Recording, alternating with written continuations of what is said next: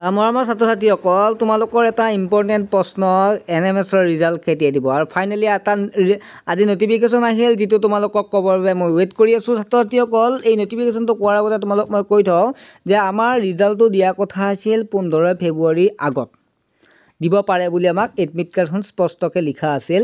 তাৰপিছত 15 ফেব্ৰুৱাৰী এটা নটিফিকেশ্যন আহিল যে মাৰ্চৰ মাহত তোমালোকৰ ৰিজাল্টটো দিব, কিন্তু মাৰ্চ মাহ যোৱাকালিতো গ'লে মাৰ্চ মাহ সকলোৱে SMS কৰিছে ছাৰ মাৰ্চ মাহটো আজিৰ পৰা শেষ হ'ব, ৰিজাল্ট কেতিয়া দিব, তেনেকুৱা প্ৰশ্ন মোক সুধি আছিল।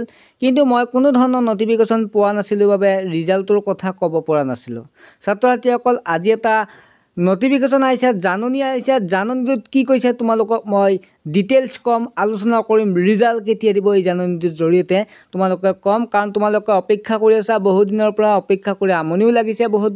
ৰিজাল্টটো যিয়ে নহওক পাছ ফেইল যি হয় হওক, কিন্তু ৰিজাল্টটো আমাক সোনকালে লাগে। তেনেকুৱাকৈ গাৰ্জেনবিলাকে মোক জনাই আছে যে ছাৰ ল'ৰাটোৰ ৰিজাল্ট যিয়েই নহওক কিয় ৰিজাল্টটো পালে সোনকালে ভাল হয়, কাৰণ তেওঁলোকৰ এটা ইচ্ছুক হৈ আছে যে পৰীক্ষাটো ভালদৰে দিছে, পঢ়ি দিছে।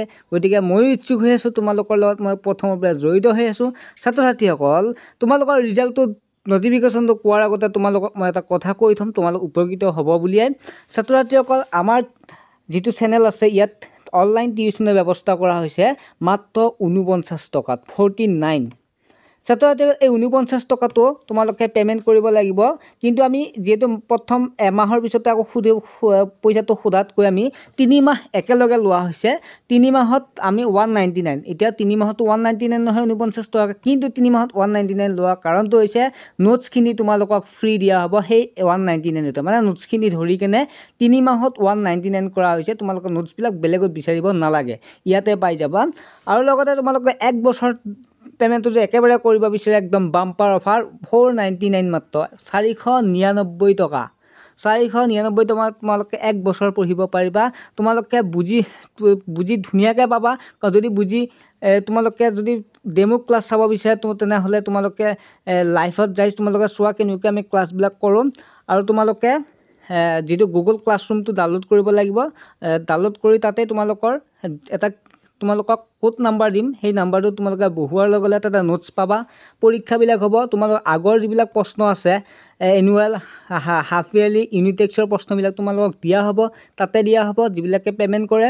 আৰু লগতে তোমালোকৰ সকলো সুবিধা। এতিয়া কেনেকৈ পে'মেণ্ট কৰিবা, তোমালোকে হোৱাটছএপ নাম্বাৰটো দেখা পাইছেনে, এই নাম্বাৰটো তোমালোকে এটা SMS দিয়া, তোমালোকৰ নাম, ক্লাছ আৰু টিউশ্যন ল'ম বুলি ক্লাছ 9ত, তেনেকৈ SMS দিয়াৰ লগে লগে তোমালোকক স্কেনাৰ এখন দিয়া হ'ব। তেনেহ'লে তোমালোকে পে'মেণ্টটো কৰিবা, কৰাৰ লগে লগে তোমালোকক গ্ৰুপত এড কৰা হ'ব। গ্ৰুপত এড কৰাৰ পিছত তোমালোকে সুবিধাখিনি পাই যাবা, যিখিনি আমাৰ টিউশ্যনৰ সুবিধা থাকে। ছাত্ৰ ছাত্ৰীসকল তেনেহ'লে আমি নেক্সট নটিফিকেশ্যনটোৰ বিষয়ে জানো, আৰু কিবা যদি টিউশ্যনৰ বিষয়ে সুধিব লগা আছে মোক হোৱাটছএপত সুধিব পাৰিবা। ছাত্ৰ ছাত্ৰীসকল এতিয়া নটিফিকেশ্যনটো কি আছে তোমালোকক মই দি আছোঁ চোৱা। এয়া চোৱা, result of NMS exam 2020 will be declared after getting permission of government of India.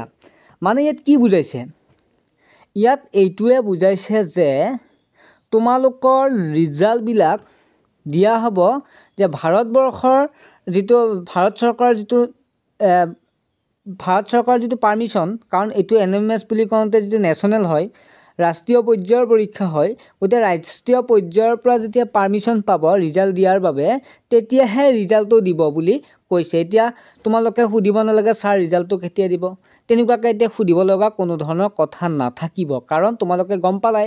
এতিয়া ছাত্ৰ ছাত্ৰীসকল কথাটো হ'ল তোমালোকে ৰিজাল্টটো পাবৰ বাবে বা নটিফিকেশ্যন পাবৰ বাবে তোমালোকে হোৱাটছএপ নম্বৰটো দেখা পাইছেনে, ইয়াতো তোমালোকে এড হ'ব পাৰিবা। এটা অফিচিয়েল গ্ৰুপ আছে SR এডুকেশ্যনত, টিউশ্যন কৰিলেও সেইটো গ্ৰুপত কৰিব পাৰিবা, কিন্তু অফিচিয়েল গ্ৰুপটোত তোমালোকে টিউশ্যন কৰিব নোৱাৰিবা, অৰ্থাৎ তোমালোকক কিছুমান আপডেট দিয়া হ'ব, গতিকে তোমালোকে তাতো জইন হ'ব পাৰিবা।